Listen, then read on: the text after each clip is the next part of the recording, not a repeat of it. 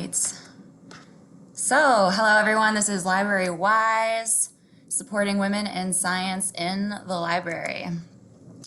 My name is Anna White. I'm the Science Liaison Librarian at Grand Valley State University in Allendale, Michigan. Thank you so much for being here, expressing interest in supporting our female identifying students in STEM fields. This presentation is called Library Wise because WISE stands for Women in Science and Engineering, which is the name of our Women in STEM group at GVSU. Here's what we're going to do today. We've got 15 minutes. Everything gets abbreviated, so we're just going to kind of cruise through. I'm not keeping an eye on the chat, but you should feel free to use it for questions, and we'll cover it at the end. So a few notes as we get started. First, on terminology.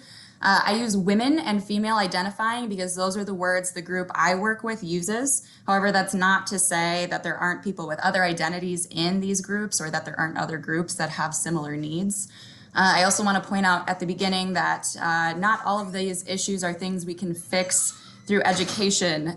There are other societal forces at play that a science librarian can't necessarily fix. And lastly, I just want you to know that I'm using STEM pretty loosely in what discipline it covers. In fact, in the WISE group that I work with, some of the members are not STEM majors at all. Okay, so why WISE? In high school and at the bachelor's level, female identifying students are expressing interest in and pursuing degrees in STEM fields at equal levels to male identifying students. So the issue of women in STEM is not exactly that they aren't there. We do have to take into account that the numbers are not equal across the board, right? So some STEM fields, especially certain life sciences, have much higher representation of women and female identifying students, while others like engineering have a much lower participation. Regardless, by the time they graduate and are on the job market, women make up only about 1/3 of the STEM workforce, and even there, the gender wage gap persists. The numbers are similarly poor among master's or doctorate school students. Women are getting bachelor's degrees, but then what are they doing next? Bachelor's degrees in the sciences, but then what are they doing next? Sometimes this process is called the leaky pipeline to describe how women are interested in and participating in STEM at different educational and professional levels, but then at each step along the way, they leave to do something else. Some scholars have argued against using the term pipeline because it implies to some people that STEM is something you have to join early on. You got to get into that pipeline as it runs along. And it also implies that once you leak out, you can't get back in. So I'm going to continue to use that metaphor because I don't have a better one, but I welcome input on another way to phrase it. So for lack of a better metaphor, since some of this pipeline leak is happening during or after college, how can libraries provide an additional support to these populations? Libraries and WISE. So what do women want?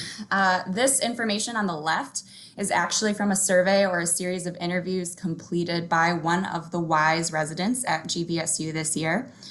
She completed her honors senior project, which is a culminating experience for honors students on campus, and focused on the needs and desires of WISE members at GVSU. Those findings are broadly represented here as the findings of a survey we designed together after she asked me to be her honors senior project mentor. Her survey focused on her specific WISE group, but what you're seeing here on the left-hand column are echoed in other literature as well, with things like a desire for community and mentoring, an opportunity to talk about your identity within your field, and some sort of career support. On the right, we're seeing some takeaways from an article by Heidi Blackburn. Blackburn's article highlighted the general literature about women in STEM in higher ed. Much of that literature actually corresponded to what the student I worked with over here on the left found. But Blackburn's article also identifies these areas for library involvement in supporting women in STEM. So things like collection development, programming, relationship building, space.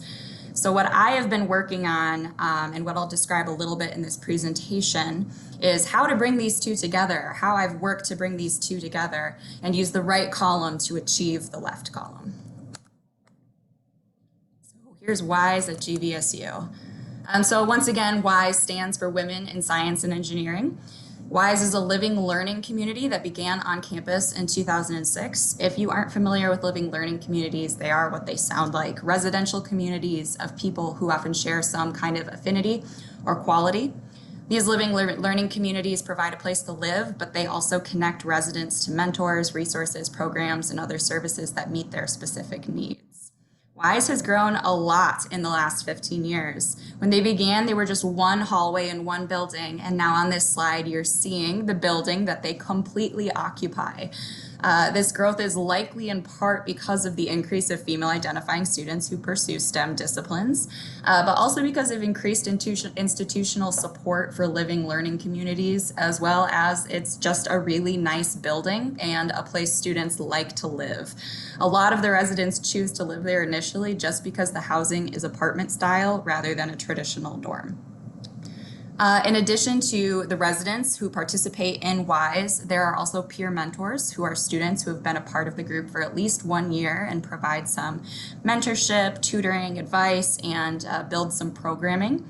There are also faculty mentors from STEM disciplines who hold office hours, they hold study parties, they attend social events, and again, provide some of that professional mentorship. WISE works really hard to make sure their residents have the community and mentoring that they need. So when I arrived at GVSU in 2018, I was very curious about how the library was supporting them. When I reached out to ask, it was clear that they had had some involvement with the library prior to my arrival. But as you know, things change. So in this particular case, liaisons and librarians had changed roles or changed institutions. And then people on the WISE side, so the WISE director had changed multiple times and the relationship had deteriorated a little bit. This is just something that happens, right? No one's fault. Just sometimes a resource that used to be there isn't as robust as it used to be.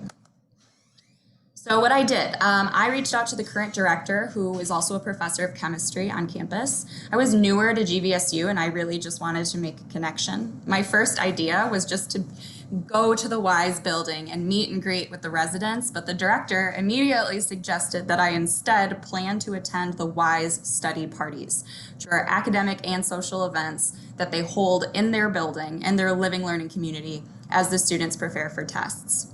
So at these study parties, students congregate, they work through homework, ask questions, and they enjoy each other's company. I started going, and while at first they weren't totally sure while I was there, it quickly became an opportunity for high-stakes reference consultations. It was often the night before the paper was due, for instance.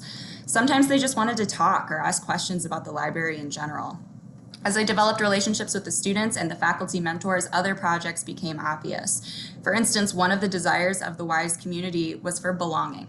They have a strong sense of belonging within their cohort and within their building, but I started leading WISE targeted library building tours each semester to help them feel that same sense of belonging in our spaces. Another one of their desires was to build their shared identity and to create clarity around their experiences. Grand Valley hosts an annual Teach-In, which is a conference-style event that encourages students to give workshops or presentations on social justice topics.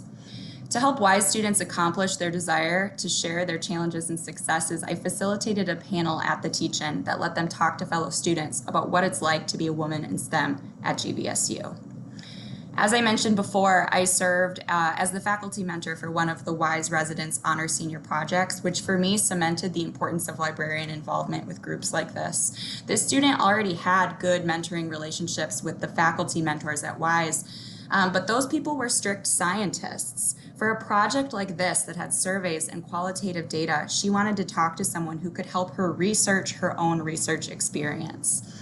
Research librarians, reference librarians, liaison librarians are all really uniquely situated to meet these kinds of needs for women in STEM. So here's why I think this initial process and my initial projects are working. First of all, students started asking for me when I wasn't there. When the program moved online during COVID, the faculty mentors assumed I wouldn't want to join their online study sessions anymore, but the students requested that I be invited anyway. Before COVID, I had a plan to ramp up targeted WISE workshops, which I still plan to complete. In planning those workshops, I surveyed some students about their library wants and needs, and in there I managed to sneak in a question just to make sure they didn't mind my presence. I was delighted to discover that 100% of respondents said they were glad I visited their building. Lastly, as I pointed out, there have just been more points of contact. My reference consultations from this group increased significantly, and I was able to use that to connect them to other library sources.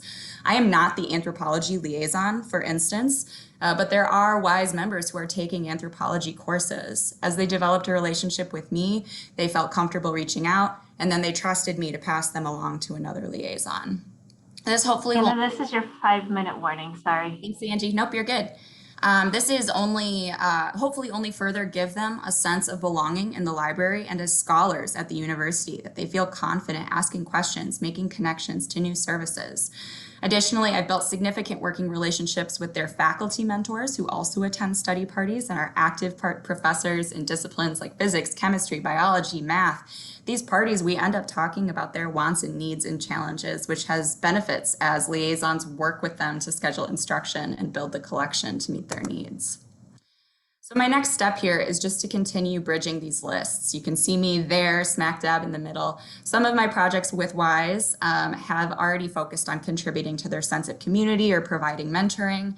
But I know that I can do more, for instance, in collection development to create diversity and to speak more strongly to the identity of female scientists and women in STEM. I believe I can continue to support programming that will give them career support.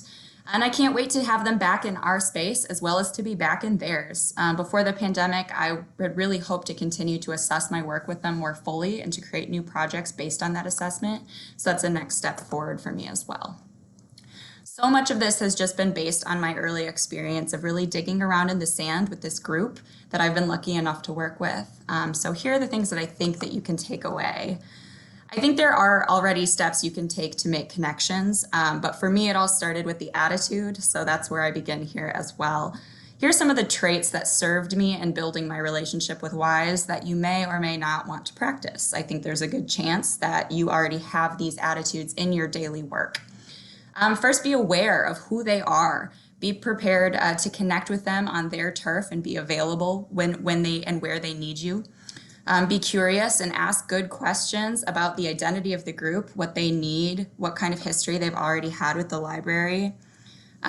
Be knowledgeable. I'm not a scientist by training. My degree was originally in the humanities, but the residents at WISE very quickly pegged me as an information scientist, and I've been able to leverage that knowledge with them.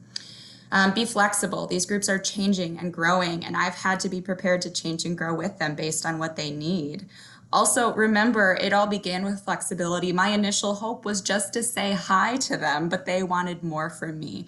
You might experience the opposite. It's okay to hope for workshops and study parties, but begin with a meet and greet and a flyer for library services.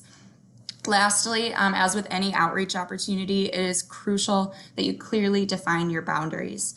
For instance, I decided early on that I was not going to attend any purely social event WISE held. That was one way that they built community, and I'm glad they built community that way, but I decided not to be a part of that just in order to protect my time.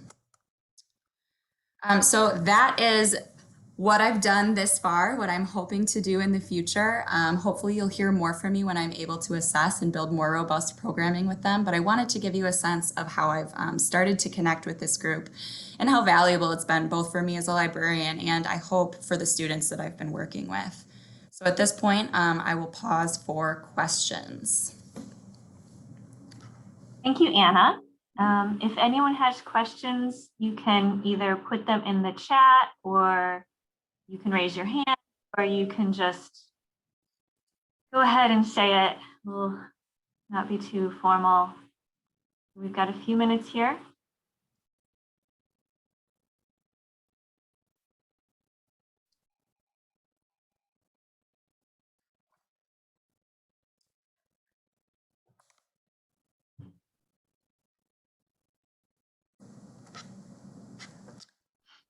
All right, I've counted to 10 in my head. My email is on the